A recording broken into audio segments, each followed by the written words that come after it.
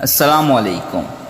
حضرت عبداللہ بن مسعود رضی اللہ تعالی عنہ سے مروی ہے کہ نبی کریم صلی اللہ علیہ وسلم نے ارشاد فرمایا کہ جنت میں سب سے آخر میں داخل ہونے والے شخص کا حال یہ ہوگا کہ وہ گرتا پڑتا چل رہا ہوگا اور جہنم کی آگ اسے جھلسا رہی ہوگی۔ بلا آخر جب وہ جہنم سے بامشکل نکل پائے گا تو جہنم کی طرف دیکھ کر بے اختیار کہے گا، وہ ذات بڑی بابرکت ہے جس نے مجھے تجھ جہنم سے نجات عطا فرمائی، اور بے شک اللہ تعالیٰ نے مجھے وہ نعمتیں بخشیں جو اولین و آخرین میں سے کسی کو بھی عطا نہیں کی گئی۔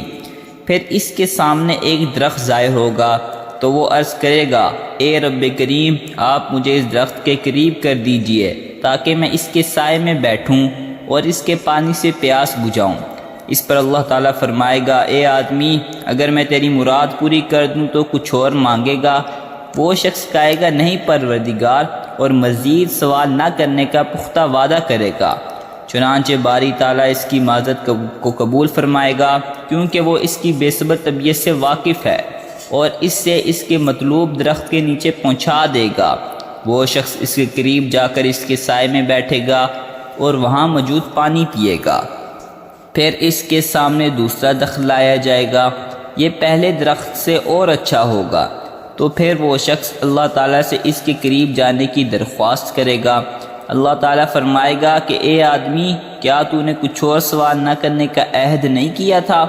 اگر میں تیری مراد پوری کر دوں تو پھر مجھ سے تو کچھ اور سوال کرے گا؟ چنانچہ پھر وہ شخص سوال نہ کرنے کا وعدہ کرے گا، اور اللہ تعالیٰ اس کی بے صبری کو جانتے ہوئے چشم پوشی فرما کر اسے اس درخت کے قریب پہنچا دے گا، اور وہ اس کے سائے اور پانی سے فائدہ اٹھائے گا۔ پھر ایک تیسرا درخت جنت کے دروازے کے بالکل قریب نمودار ہوگا، جو پہلے دونوں درختوں سے زیادہ خوبصورت ہوگا، تو یہ شخص اس کے قریب جانے کی بھی درخواست کرے گا۔ بلا آخر جب اسے اس درخت کے قریب پہنچا دیا جائے گا تو اسے وہاں اہل جنت کی آوازیں سنائی دیں گی، تو وہ درخواست کرے گا کہ اے رب کریم، اب بس مجھے جنت میں داخل فرما دیجئے۔ اللہ تبارک و تعالیٰ اس شخص سے مخاطب ہو کر فرمائے گا کہ آخر تیرا سوال کرنا کب ختم ہوگا؟ کیا تو اس بات سے راضی نہیں کہ میں تجھے دنیا کی دگنی جنت عطا کر دوں؟ تو وہ شخص حیرت زدہ ہو کر کہے گا، اے رب کریم، آپ رب العالمین ہو کر مجھ سے مذاق کرتے ہیں؟ اتنی روایت بیان کر کے اس حدیث کے راوی عبداللہ بن مسعود رضی اللہ تعالی عنہ ہنسنے لگے، اور حاضرین سے فرمایا کہ مجھ سے نہیں پوچھتے کہ میں کیوں ہنس رہا ہوں؟ چنانچہ حاضرین نے یہی سوال آپ رضی اللہ تعالی عنہ سے کیا، تو آپ نے فرمایا کہ اسی طرح اس روایت کو بیان کرتے نبی کریم صلی اللہ علیہ وسلم نے بھی تبسم فرمایا تھا۔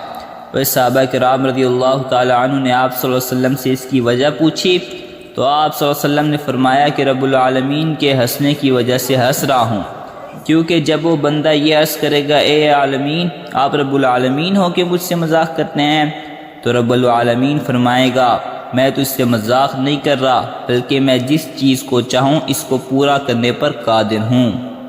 اللہ تعالیٰ کے ہنسنے کا مطلب اس کا راضی اور خوش ہونا ہے۔ اگر ویڈیو اچھی لگی ہو تو لائک کر دیں، اور ایسی اور ویڈیو دیکھنے کے لیے ہمارے چینل کو سبسکرائب کر دیں۔